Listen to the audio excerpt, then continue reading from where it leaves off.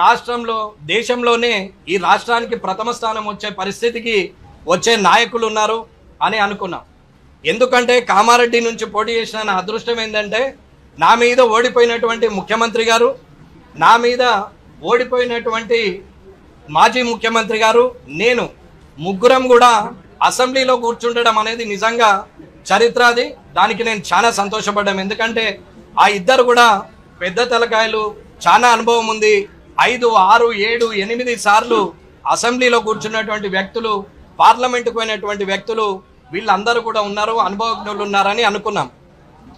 అన్న, మన ఇంట్లో ఒక 10,000 రూపాయలకు పనిచేసే హౌస్మేట్ లేదా మన వ్యవసాయ భూమిలో ఒక 300కు కూలికెచ్చే వ్యక్తి మనకు 5 నిమిషాలు లేట్ వచ్చినా, ఒకరోజు రాకపోయినా, తిన్న తర్వాత 15 నిమిషాలు లేట్ చేసినా వాళ్ళకు జీతం కట్ చేస్తారు. కానీ 2,75,000 రూపాయలు తీసుకున్నటువంటి ఎమ్మెల్యేలు ఇవాళ అసెంబ్లీకి రారు. నేను పార్టీ పరంగా మాట్లాడట్లేదన్నా, మనసులో ఉన్న భావనతోని నిన్నటి నుంచి భారంగా ఉంది కాబట్టి ఒక్కసారి మీతో పంచుకుంటే ఇది ప్రజలకు తెలిస్తే, అధికారులకు తెలిస్తే, మా ఎమ్మెల్యేలకు, సోదరులకు అందరికి కూడా కొంచెం జ్ఞానోదయం అవుతుంది అనేది నా అభిప్రాయం. అసెంబ్లీ అంటే పేకాట క్లబ్ లాగా అయిపోయిందన్న. ఈ టేబుల్ మీద ఉన్నాడు ఆ టేబుల్ మీదకి పోయి, ఆ టేబుల్ మీద ఉన్నాడు ఈ టేబుల్ మీదకి వచ్చి పత్తాలాడచ్చు, ఎక్కడ ఖాళీ సీట్ ఉంటే అక్కడ కూర్చోవచ్చు, ఏ టేబుల్ మీద కూర్చుంటే ఆ టేబుల్ మీద ఆట ఆడచ్చు అనే ఆలోచన ఈ అసెంబ్లీలో తయారైపోయింది. అన్న, 2,75,000 జీతం తీసుకున్నటువంటి వ్యక్తి అసెంబ్లీకి రావడమే మానేసి సగం మంది వస్తారు. వచ్చిన సగం మందిలో 2 నాయకులు మాట్లాడితే 60 మంది జపం చేస్తారు, అల్లరి చేస్తారు. ఇటు పక్కన 2 మాట్లాడితే 20 మంది అల్లరి చేస్తారు. వాళ్ళు మాట్లాడితే వీళ్ళు అరవడం, వీళ్ళు మాట్లాడితే వాళ్ళు అరవడం తప్ప పెద్దగా ప్రజలకు ఒరిగినటువంటి ప్రయోజనం ఏమీ లేదు. ఈ 3rd సెషన్లో కూడా ఎవరికి వాళ్ళే గొప్పలం అనుకుంటున్నారు. కొందరు మాట్లాడతారు, రాజకీయం వేరు,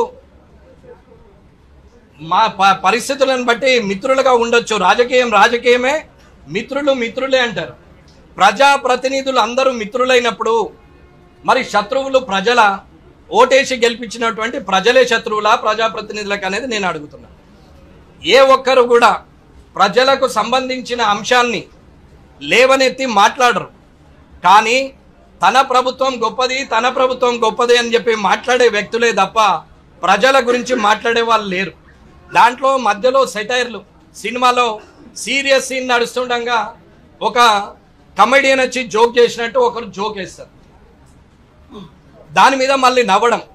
అప్పుడే ప్రతిపక్షం అధికార పక్షాన్ని, అధికార పక్షం ప్రతిపక్షాన్ని, నాతో సహా నేను ఏ ఒక్కరిని పార్టీని బట్టి మాట్లాడట్లేదు, వారు మాట్లాడి అప్పటిదప్పుడే మళ్ళీ జోక్ వేసుకుంటారు, సీరియస్గా మాట్లాడతారు, వెళ్ళిపోయి కాలించుకుంటారు. కెమెరాలు, పాత్రికేయులు నడిచినంతసేపు వారందరూ కూడా నువ్వంటే నువ్వు, డి అంటే డి అని మాట్లాడతారు. అది అయిపోయిన తర్వాత మళ్ళీ కలుసుకొని మాట్లాడతారు. రాజకీయం అంటే కక్షాపూరిత ద్వేషపూరితమైన వాతావరణం ఉండాలని నేను అడగట్లేదు. కానీ రాజకీయ నాయకుడు కమిట్మెంట్ మీద ఉండాలా. ఎవరైతే ఓటేసిరో ఆ ప్రజల పక్షాన మాట్లాడాలి. ప్రతిపక్షమైనా సరే అధికార పక్షం మంచి చేస్తే మంచి అనాలి, ఒకవేళ ప్రతిపక్షం తప్పు చేస్తే అధికార పక్షము అది తప్పని నిరూపించాలి తప్ప మంచిని కూడా చెడనడం, అది అధికార పక్షం కదా, ప్రతిపక్షం అన్నప్పుడు మనం వాళ్ళ మీద అటాక్ చేయడమే ముఖ్యమని మాట్లాడుతూ ఉంటే, ఇవాళ అసెంబ్లీలో రోజుకి ఎమ్మెల్యేలకు 10 లక్షల జీతాలు, నెలకు 3,30,30,30,30,00,000 జీతాలు వస్తాయి. ఇవన్నీ టెన్షన్గా 1వ తారీఖు వస్తాయి అన్న, నాకు కూడా పడుతుంది 1వ తారీఖు. ఇవాళ కనీసం అక్కడికి వచ్చి మాట్లాడాలన్న మినిమం కామన్ సెన్స్ కూడా ప్రజాప్రతినిధులకు లేదు.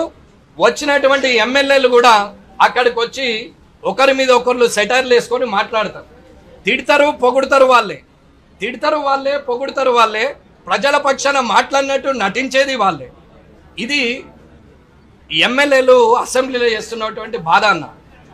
నేను ఎమ్మెల్యేగా ఎందుకు గెలిచాం, అనవసరంగా వచ్చామేమో, ఈ అసెంబ్లీకి రాకున్నా బయట ఉండి పోరాడినా 10 మందికి లాభం జరుగుతుండే అనుకున్నాం.